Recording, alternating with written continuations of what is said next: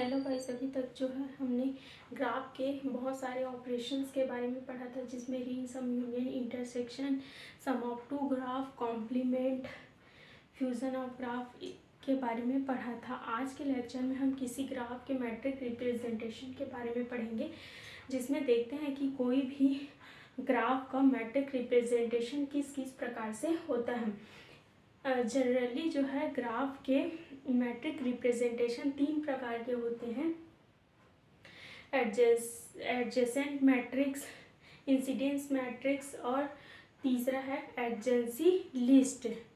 तो इस प्रकार से किसी भी ग्राफ के तीन जो है मैट्रिक रिप्रेजेंटेशन होते हैं, और इसके अलावा ये तीनों मैट्रिक रिप्रेजेंटेशन डायरेक्टेड और अनडायरेक्टेड ग्राफ दोनों प्रकार के ग्राफ में डिफाइंड होते हैं। तो आइए देखते हैं कि एडजेसेंट मैट्रिक्स जो है डिफाइन कैसे करते हैं। तो पहला ग्राफ रिप्रेजेंटेशन में पहला टॉपिक क्या है?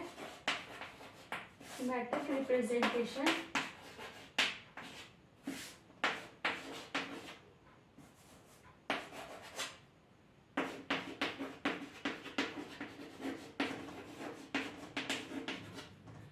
पहला क्या है? एडजेसेंट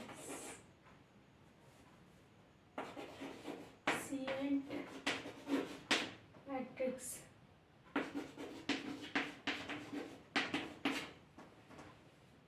पहला इसमें देखते हैं कि किसी भी डायरेक्टेड ग्राफ में जो है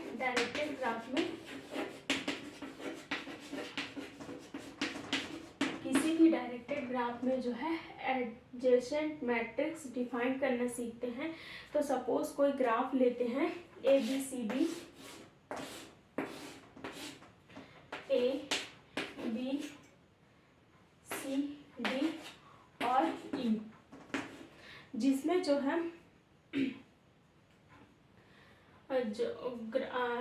ग्राफ का डायरेक्शन इस प्रकार से डिफाइंड है।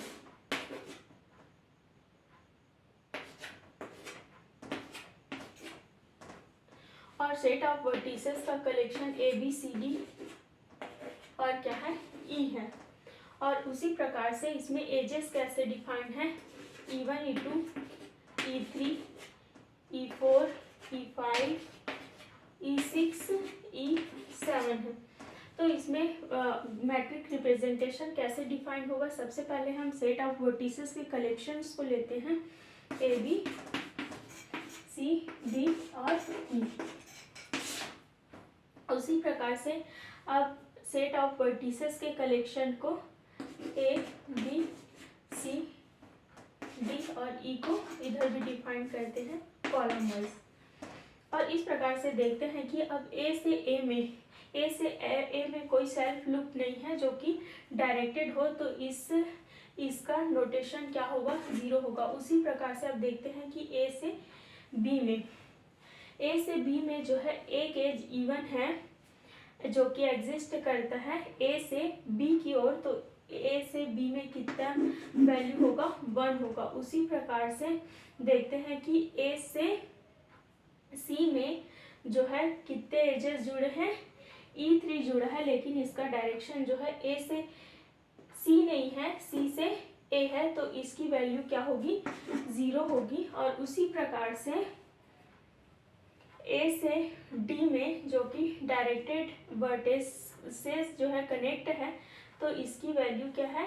E5 है। और ये जो है ए से डी की ओर डिफाइंड नहीं है, डी से ए की ओर डिफाइंड है, तो इसकी भी वैल्यू क्या होगी? 0 होगी। उसी प्रकार से ई से ए में कोई डायरेक्टेड एजेस कनेक्टेड नहीं है, तो इसकी वैल्यू होगी 0। उसी प्रकार देखते हैं कि अब वर्टिसेस बी में देखते हैं कि वर्टिसेस बी से ए में कितने एजेस हैं जो जुड़े हैं? E1 जुड़ा है, लेकिन इनका डायरेक्शन ए से बी है, बी से ए नहीं है, तो इसकी वैल्यू क्या होगी? 0। बी से बी में कोई सेल्फ लूप नहीं है, तो इसकी वैल्यू होगी 0। उसी प्रकार से बी से सी में देखते हैं, बी से सी की ओर जो है E2 एजेस डिफाइंड है, तो इसकी वैल्यू 1।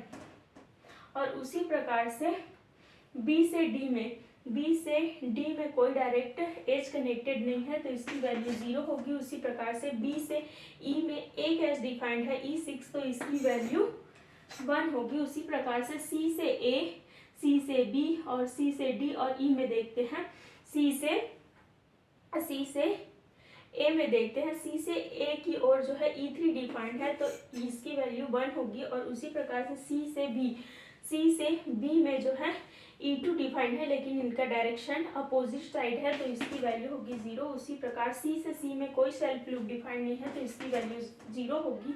उसी प्रकार से सी से डी में जो है एजेस का डायरेक्शन अपोजिट साइड है तो इसकी वैल्यू होगी 0। और उसी प्रकार से सी से ई में जो है अपोजिट डायरेक्शन एज एग्जिस्ट करता है तो इसकी वैल्यू होगी 0। उसी प्रकार से डी में देखते हैं डी में जो है कितने एज कनेक्टेड है E5 और E4 कनेक्टेड है और इनका डायरेक्शन क्या है ए से डी से ए की ओर कौन से एजेस डायरेक्टेड है तो E4 है वैल्यू 1। और जो है डी से बी की ओर कोई डायरेक्टेड एज कनेक्टेड नहीं है तो इसकी वैल्यू होगी 0। उसी प्रकार डी से सी में E4 कनेक्टेड है तो इसकी वैल्यू होगी 1। और उसी प्रकार से डी में कोई सेल्फ लूप नहीं है तो इसकी वैल्यू होगी 0। और उसी प्रकार से जो है डी से ई में कोई डायरेक्टेड एज कनेक्टेड नहीं है तो इसकी वैल्यू होगी 0। और उसी प्रकार से ई से ए में कोई डायरेक्टेड एज कनेक्टेड नहीं है तो इसकी वैल्यू 0। और ई से बी में कोई एक एज एग्जिस्ट करता है E6 लेकिन इसका डायरेक्शन अपोजिट साइड है तो इसकी वैल्यू होगी 0। ई से सी में एक एज एग्जिस्ट करता है जिनका डायरेक्शन ई से सी की ओर है तो इसकी वैल्यू होगी 1। और उसी प्रकार से ई से डी में कोई डायरेक्ट एज कनेक्ट नहीं है तो इसकी वैल्यू 0। और ई से ई में कोई सेल्फ लूप डिफाइंड है तो इसकी वैल्यू 0 होगी। इस प्रकार से हम किसी भी डायरेक्टेड ग्राफ में जो है एडजेसेंट मैट्रिक्स डिफाइन कर सकते हैं। उसी प्रकार अब देखते हैं कि किसी अनडायरेक्टेड ग्राफ में एडजेसेंट मैट्रिक्स किस प्रकार से डिफाइन होगा।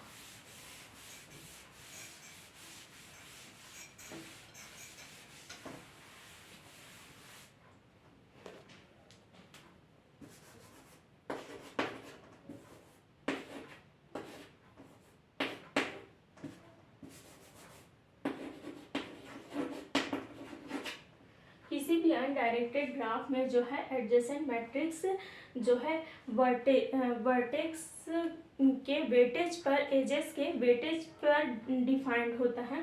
जैसे कि फॉर एग्जांपल कोई ग्राफ है ए बी सी और डी और ए से बी का वर्टेज 2 बी से सी 3 4 5 और 6 टाइप डिफाइंड है। तो इसमें जो है वर्टिसेस का कलेक्शन लेते हैं ए बी सी डी। तो जो है ए में एक भी एज कनेक्ट नहीं है तो इसकी वैल्यू सेल्फ लूप नहीं है तो इसकी वैल्यू क्या होगी 0 होगी।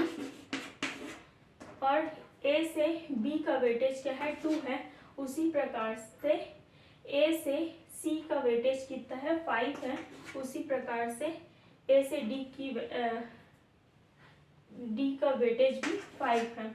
उसी प्रकार बी से ए का वेटेज है 2 बी से बी का कोई वेटेज नहीं है 0 बी से सी का वेटेज क्या है 3 है। और बी से डी का वेटेज क्या है कोई डायरेक्टेड एज कनेक्टेड नहीं है तो इसका वेटेज होगा 0। उसी प्रकार से सी से ए में एक एज एग्जिस्ट करता है E5 जिसका वेटेज है 5 तो इसकी वैल्यू होगी 5। उसी प्रकार से सी से बी का वेटेज है 3 सी से सी में कोई वेटेज नहीं है इसमें सेल्फ लूप नहीं है तो इसकी वैल्यू होगी 0। उसी प्रकार सी से डी में 6 वेटेज है। और उसी प्रकार से वर्टेक्स डी में देखते हैं वर्टेक्स डी से ए में 5 वेटेज है। और उसी प्रकार से डी से बी में जो है कोई डायरेक्ट एज कनेक्टेड नहीं है तो इसकी वैल्यू होगी 0। उसी प्रकार डी से सी में वेटेज 6 है और डी से डी में कोई सेल्फ लूप डिफाइंड नहीं है तो इसकी वैल्यू होगी 0। इस प्रकार से हम किसी भी अनडायरेक्टेड ग्राफ में जो है मैट्रिक रिप्रेजेंटेशन ग्राफ रिप्रेजेंटेशन का मैट्रिक रिप्रेजेंटेशन ज्ञात कर सकते हैं। और इसके अलावा हम आगे जो है इंसिडेंस मैट्रिक रिप्रेजेंटेशन का टाइप 2 और एडजेंसी लिस्ट के बारे में पढ़ेंगे कि इस प्रकार के मैट्रिक रिप्रेजेंटेशन कैसे होते हैं। तो आप मेरे चैनल को सब्सक्राइब करें, शेयर करें, लाइक करें, कमेंट करें। Thank you.